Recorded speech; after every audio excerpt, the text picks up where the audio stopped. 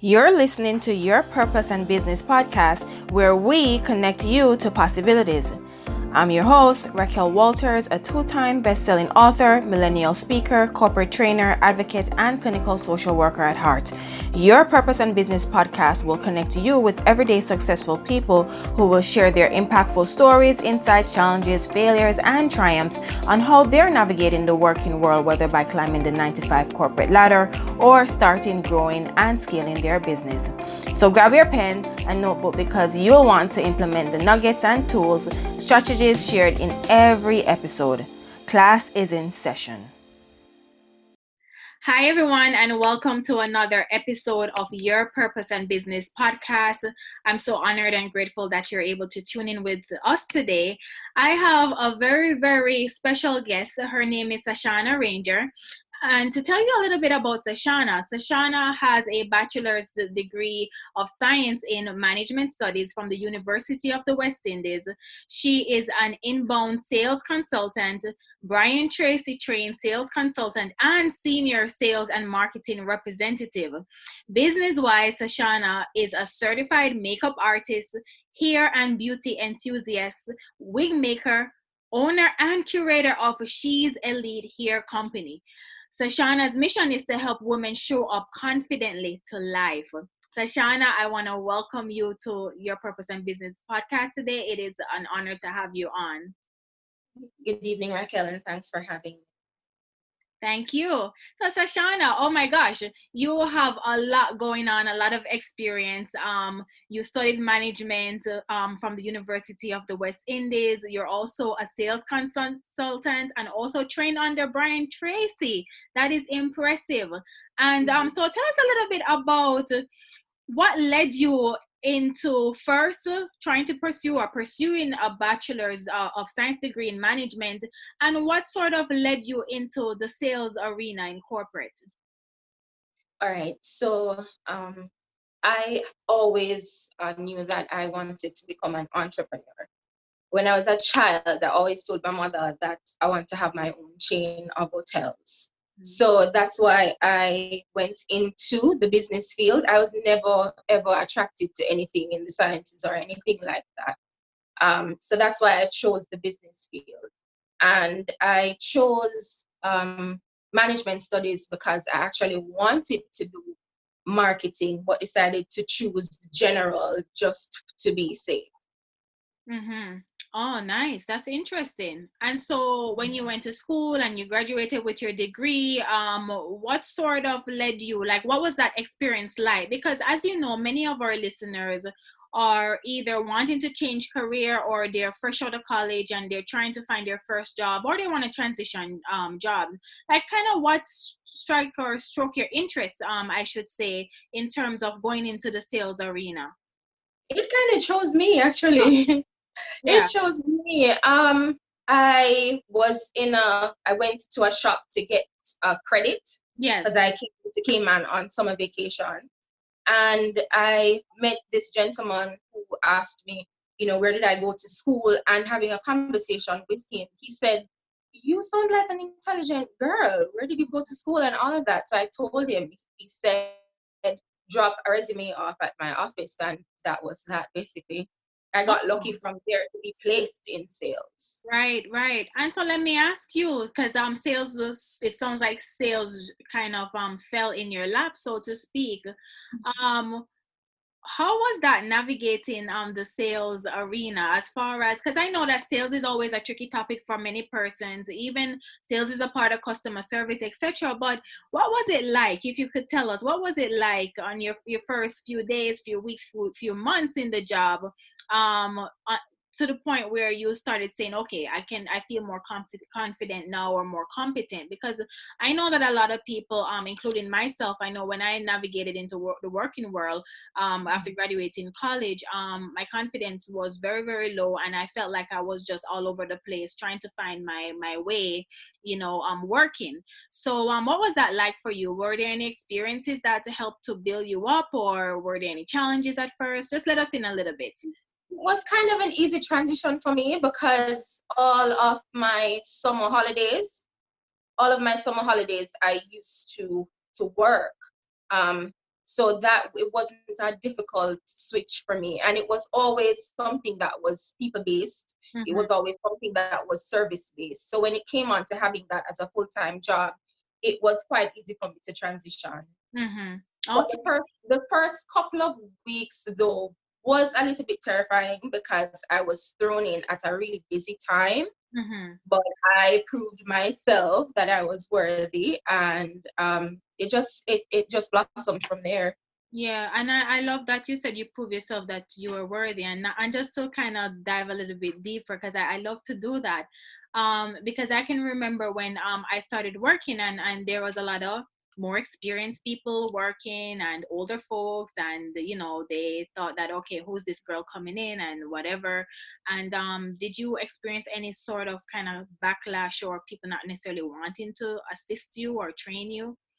No, my colleagues who were there were a lot older than me. When I joined, I was the youngest person there, Mm-hmm. and they had years ahead of me. They had a lot of experience, so they didn't mind showing me the ropes. And for the first couple of months, I had very easy customers. Mm-hmm. But as I went along, got a little bit more challenging, and I got to, as my client load opened up, then it opened me up to more difficult customers. I had to navigate my way through that as well. Right, right.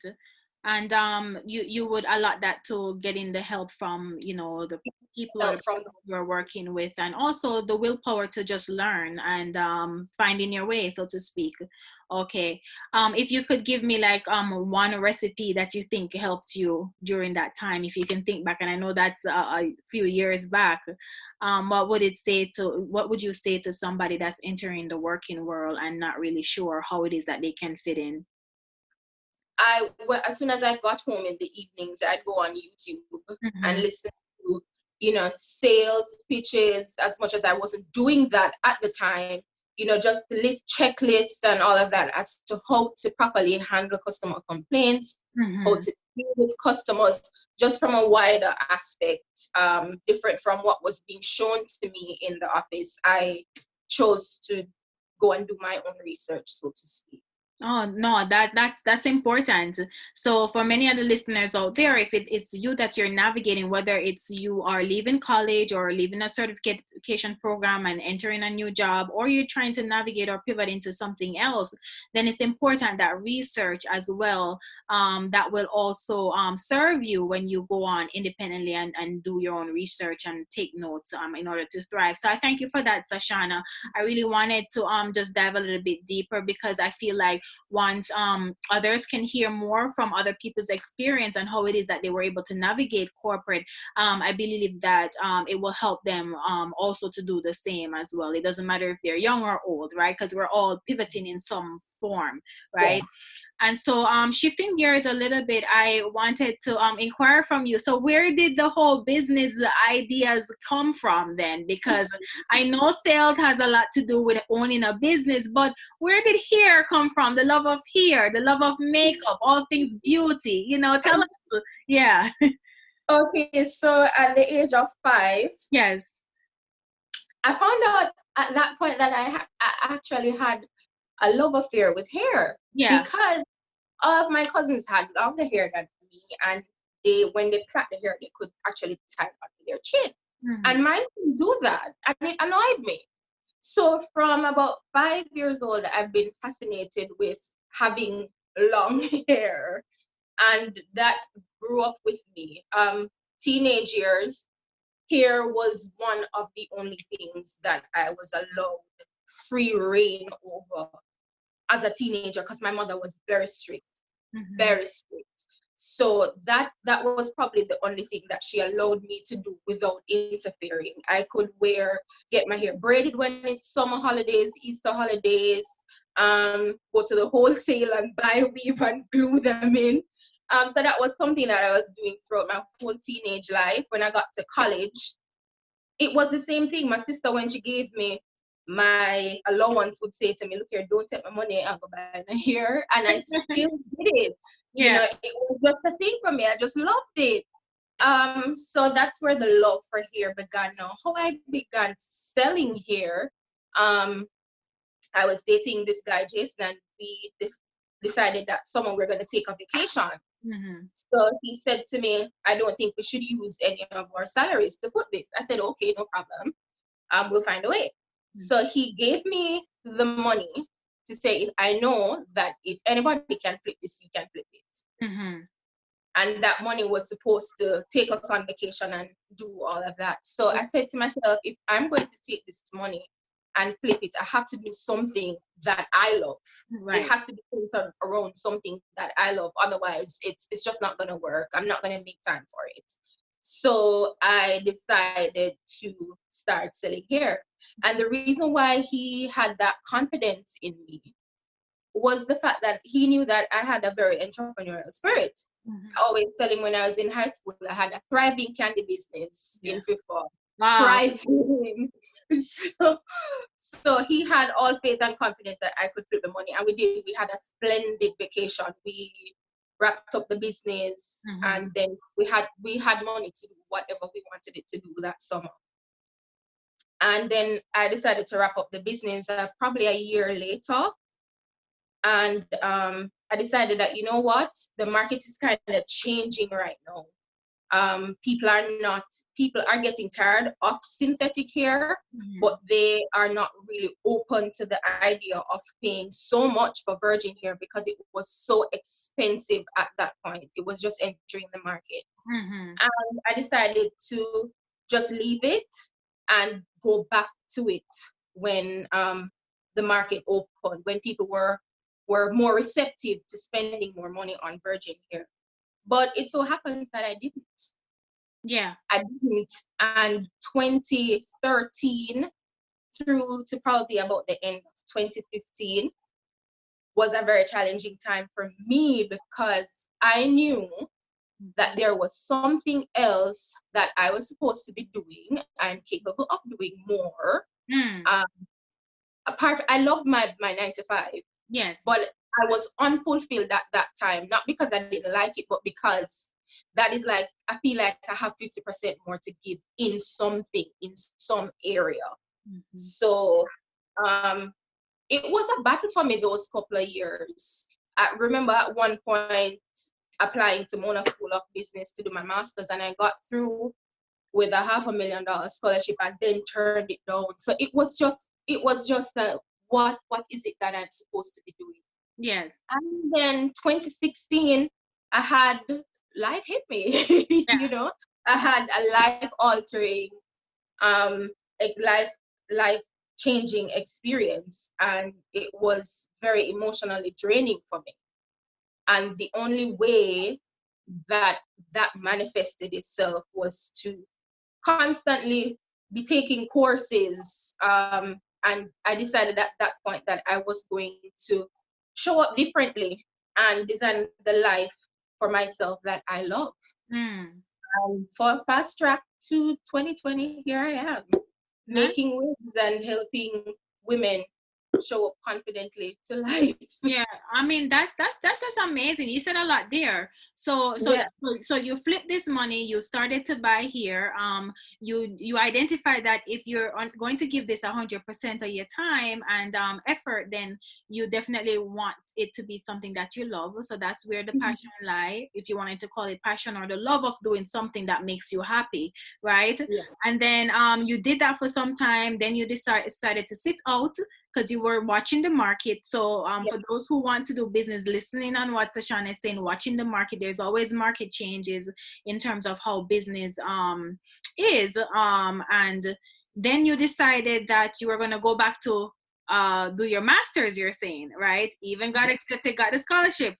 And yeah. so I'm hearing that there was a pivotal moment, and I believe you said 2014 or 2015, 2016.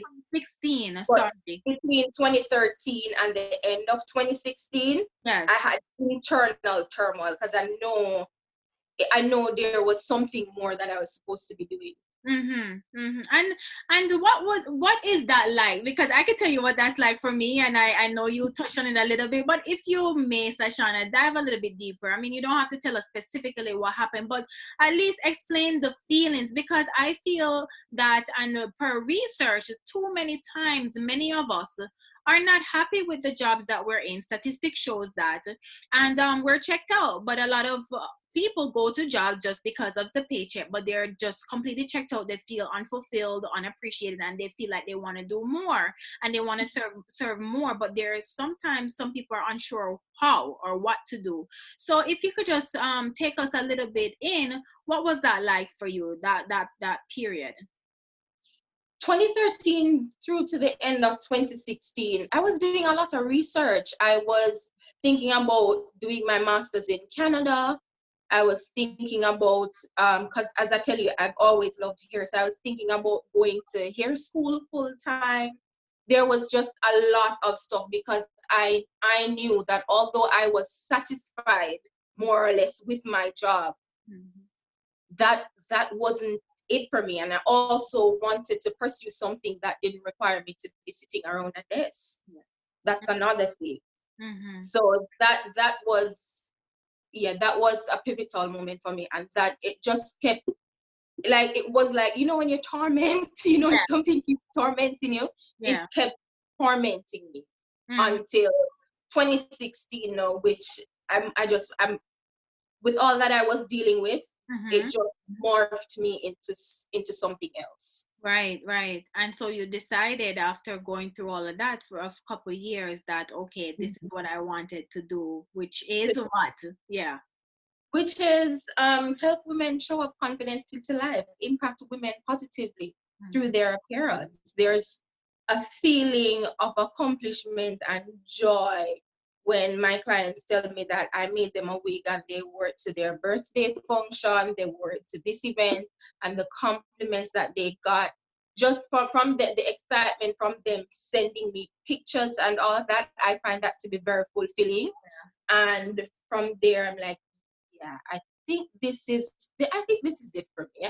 I like it here. I think I'll stay here. Right, right. And so then you found what was giving you joy and what that you could do effortlessly, or even if, I mean, obviously you're getting paid For for it, free. but you could do it for free if you wanted to, because it Yeah. means so much to you.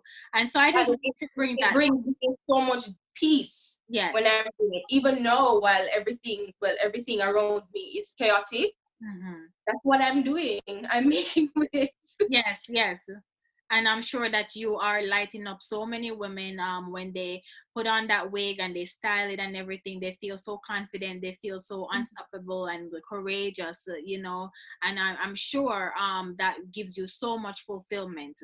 And like you Yeah. said, a lot of joy makes you happy.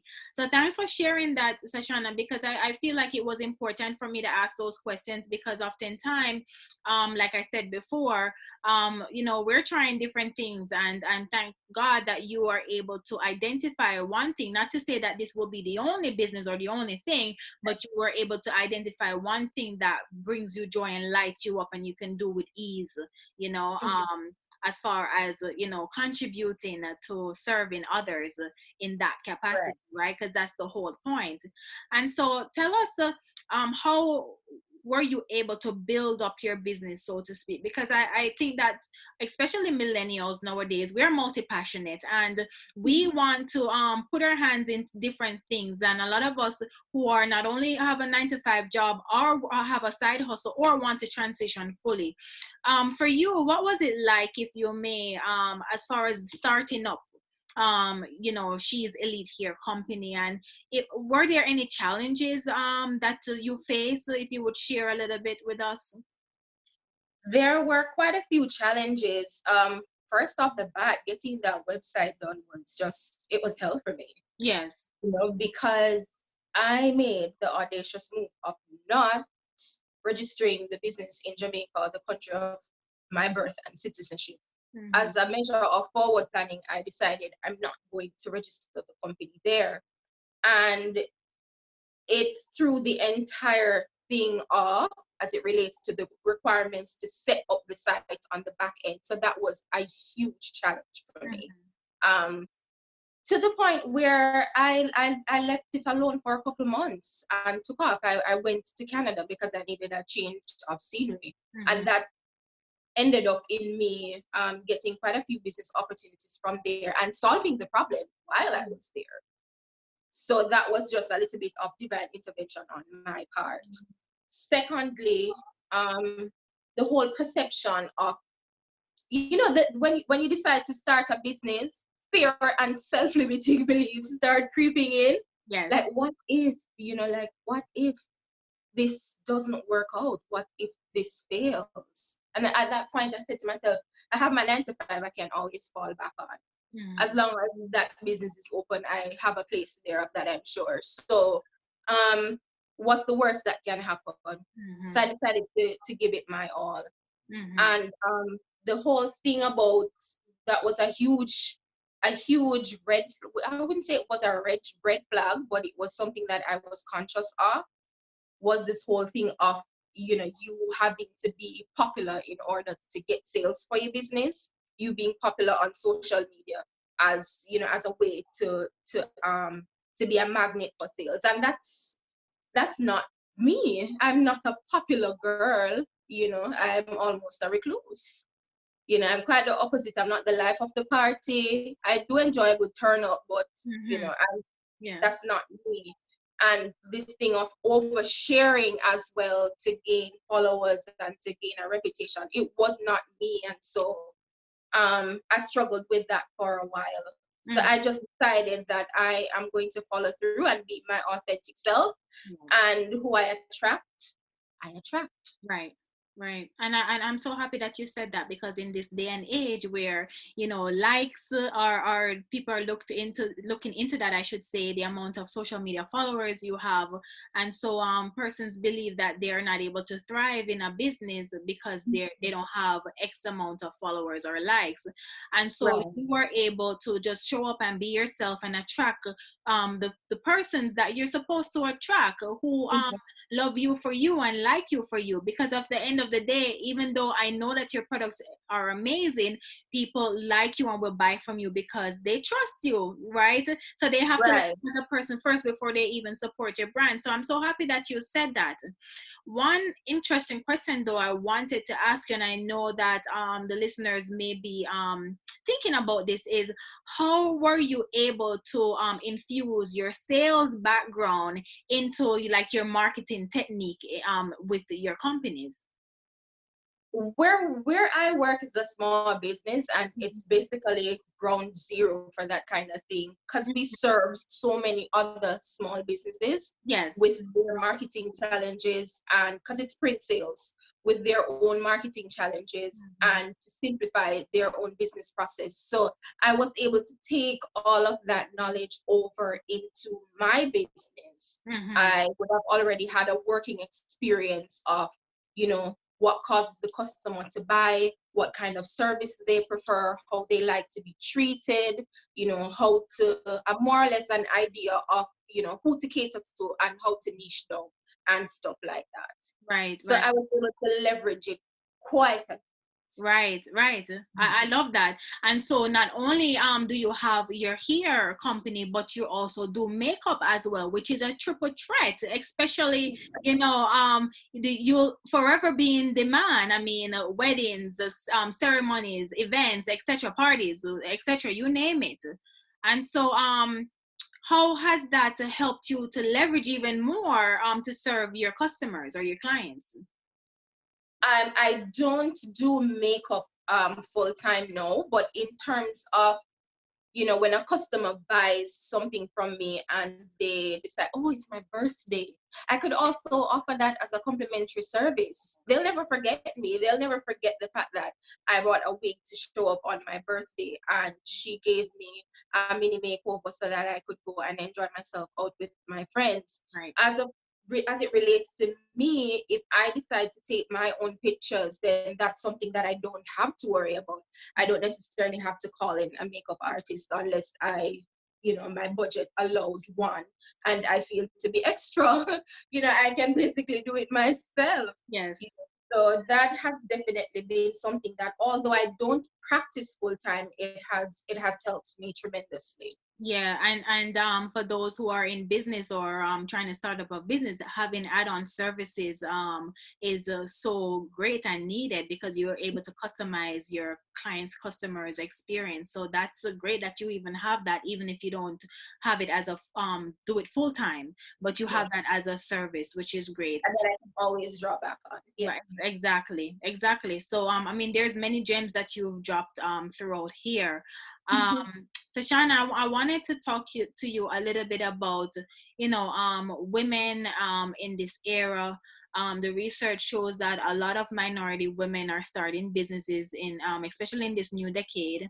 And what is your take on that?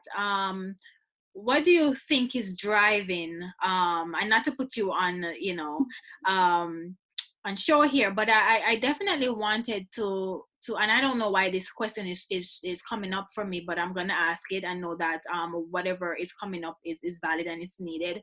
What's your take on that with women, especially African American or Black American or Black women globally? um the statistics shows again that many are starting up their businesses. Do you have a take on that as to why? Yes, because we're a lot more empowered now. Mm-hmm. And for every Black woman that shows up out there, it's an inspiration for another Black woman to follow. Mm-hmm. So, for example, Michelle Obama Mm-hmm. and women like her who have stood up for causes, Mm-hmm. who have prevailed in business, who are now showing out. And then social media Mm-hmm. also has something to do with that because you're seeing more women highlighted. Yes. International Women's Month, there are so many examples of women doing it, running big corporations and stuff like that. And in former years, you would have had to perhaps go and research that. But Mm-hmm. now that those things are presenting themselves to you, you feel like I can do it too. So here's that representation really makes us empowered and makes us want to step out on our own and do our thing as well. Yeah, and I love it. What a time to be alive right now. I mean, I was recently watching the documentary, the four series documentary on Netflix of Madam C.J. Walker, and if you haven't Yeah. watched it, you watched it already. Yeah. And oh Mhm. my gosh, what a time that she was able to accomplish. Becoming one of the first documented, because I'm sure there were other millionaires that were African American, or during that time, or even Black persons throughout the world, but documented, and how she was able to navigate and rise up among so many challenges during that time, you She know. just decided she was not going to stop. Right, exactly. And so it just goes to show, especially as women, that we can overcome and rise up above so many challenges. And that once you just put your mind to it, map out your plan, work the plan, believe in yourself, fear is gonna be there. Fear is always gonna be there. Fear will never leave. But to push that to the side and to rise up beyond it and to get that support and just to put your product or your service out there, you know. And so what advice or recommendation or even action step you can give, Sashana, to our audience, to our listeners, with regards to focusing on a goal that can, someone can identify, I should say, with your experience, what has worked for you?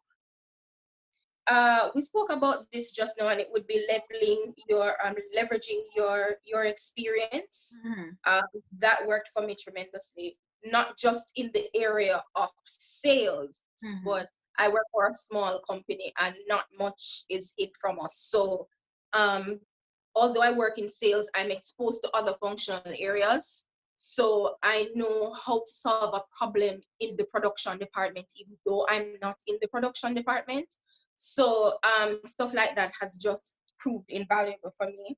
I found a community on Facebook of girls who are in the hair business as well, and they have just, it's like a gold mine in there of gems and tips and tricks. And when you are having a problem as well, then you can take it to them and they'll say, okay, well, this is how, when I was having this problem, this is how I managed to solve it, or refer you to somebody who can help you to solve the problem. So the gift of community as well has it took my business to a whole other level because I have somewhere to vent, I Yes. have somewhere to get recommendations, I have somewhere that I can go and my confidence is boosted and all of that.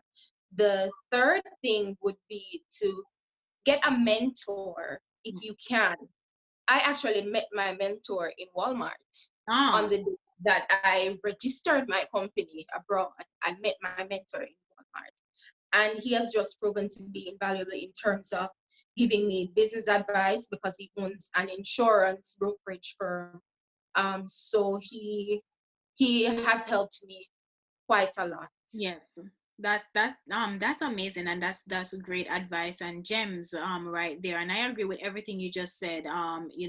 Leveraging what you know, because oftentimes we dumb ourselves down, especially as women, and we know a lot. We do know a lot, and what we don't know, the information is out there. Second, like you said, building community. Community is important for that support and accountability in addition to mentorship. And I know you said you it probably was fate that you met your It mentor. was Yeah. on the same day that I registered the company. Imagine Yeah. that.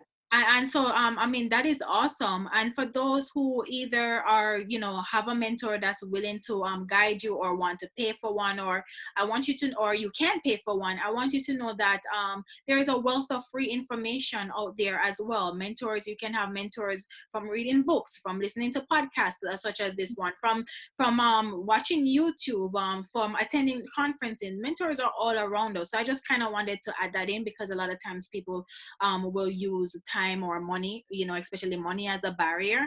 And so I'm happy that you are in alignment, and you will only grow and thrive from this experience, and your business will grow and thrive. And so Sashana, I'm very, very happy that you were able to come on today to speak with us. And I want you to share with us, how can we reach you or connect with you if we want to learn more about how it is that we can get a custom wig, or your other services that you offer. Okay, I'm on Instagram. It's She's Elite Hair Company. Facebook, She's Elite Hair Company as well. And LinkedIn is the same. And the WhatsApp number is 289-952-7330. Awesome, awesome. And parting words, is there one thing that you would like to say to that person that's listening, that maybe is not believing in themselves, or maybe feel confused or uncertain of what step to take, but wanting to figure out what it is that they want to do in this life? Do you have any encouragement for that person? Yes, do what you love. Um, it's easier to monetize what you love than it is to find something to monetize and then love it. Mm, It's a lot easier to, because when you do what you love, the frustration you're willing to put up with in order to get there. The second thing would be to not listen to the naysayers, drown out the naysayers. I was once told that, oh, what are you going to do here? Everybody's selling here. Everybody and their mother selling here. And I was like, no, I'm going to sell my hair differently. Niche down. Find your niche and service it. You don't have to appeal to everybody. mhm. Find the people who like you and who you like, and you serve them, because you can be your authentic self with them. I love it. I love it. And I plus everything you just said just now. So again, Sashana, thank you so much for being on here. And her contact information will be in the show notes, so you can reach out to her. And remember, guys, as always, be good to yourself, and we'll catch you in the next episode. Bye for now. Thank you for listening. If you've loved this episode, let's stay in touch. Head over to raquelwalters.com and subscribe to my email list so that I can send you updates on new episodes, exclusive motivational nuggets, and insider knowledge that's only shared when you join our community. Please don't forget to subscribe to this podcast and leave a review, as I want to know your thoughts about every episode. Follow me on Instagram at Your Purpose and Business Podcast. And remember, your life is beautiful, and this is a part of your journey. So embrace it. Speak to you soon.